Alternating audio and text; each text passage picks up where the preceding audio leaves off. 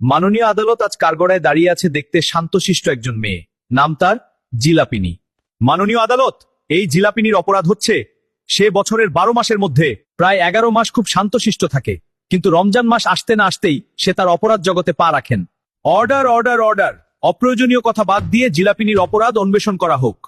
অবশ্যই ইউরোনার, এই জিলাপিনীর অপরাধ হচ্ছে সে রমজান মাসে এসে ইফতারের সময় সে তার সৌন্দর্য দেখিয়ে রোজাদারের ইমোশনকে কাজে লাগিয়ে ইফতারকৃত চোনামুড়িতে এমন ভাবে মিশে যায় যা অনেক রোজাদারের পছন্দ না, এবং অনেকেই মন খারাপ করে চোনামুড়িতে জিলাপি দেওয়ার জন্য।